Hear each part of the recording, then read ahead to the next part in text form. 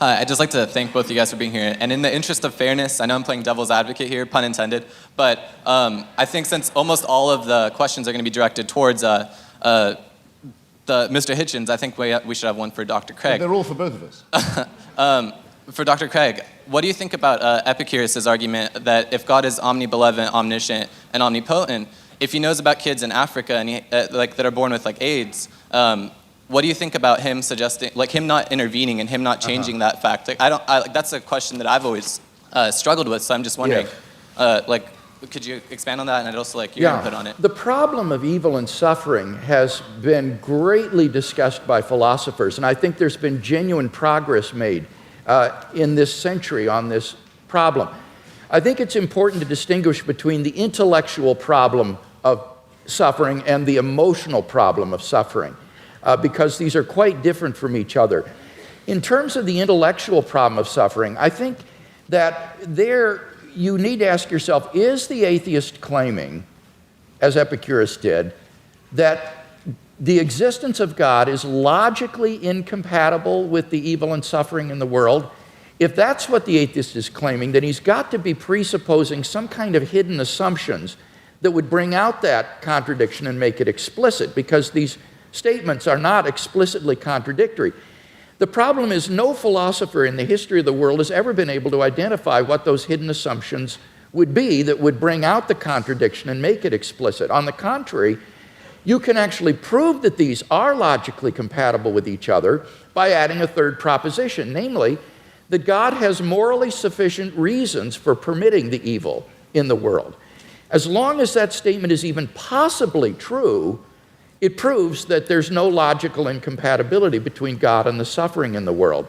So the atheist would have to show that it is logically impossible for God to have morally sufficient reasons for permitting the evil and suffering in the world, and no atheist has ever been able to do that. So the logical version of this problem, I think, is widely recognized to have failed.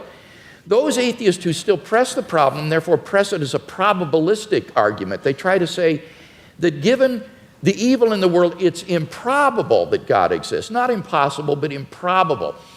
Well, again, the difficulty there is that the atheist has to claim that if God did exist, then it is improbable that he would permit the evil and suffering in the world. And how could the atheist possibly know that? How could the atheist know that God would not, if he existed, permit the evil and suffering in the world? Maybe he's got good reasons for it. Maybe, like in Christian theism, God's purpose for human history is to bring the maximum number of people freely into his kingdom to find salvation and eternal life. And how do we know that that wouldn't require a world that is simply suffused with natural and moral suffering? It might be that only in a world like that, the maximal number of people would freely come to know God and find salvation. So the atheist would have to show that there is a possible world that's feasible for God, which God could have created, that would have just as much salvation and eternal life and knowledge of God as the actual world, but with less suffering. And how could the atheist prove such a thing? It's sheer speculation.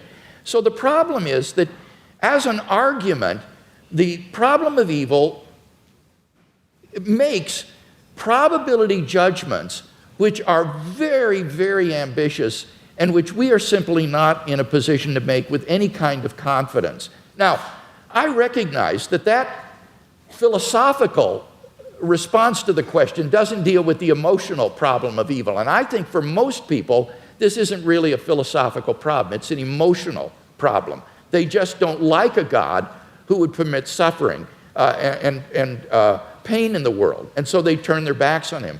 What does Christianity have to say to this problem? Well, I think it has a lot to say. It tells us that God is not some sort of an impersonal ground of being or an indifferent tyrant who folds his arms and watches the world suffer.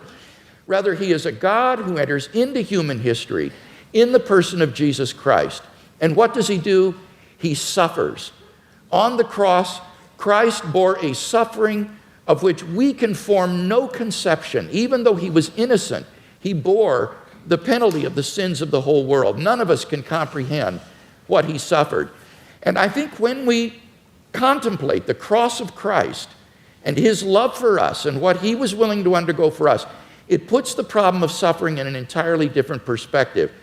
It means, I think, that we can bear the suffering that God calls upon us to endure in this life with courage and with optimism for an eternal life of unending joy beyond the grave because of what Christ has done for us. And he will give us, I think, the courage and the strength to get through the suffering that God calls upon us to bear in this life. So whether it's an emotional issue or an intellectual issue, I think ultimately Christian theism can make sense out of the suffering and evil in the world. As the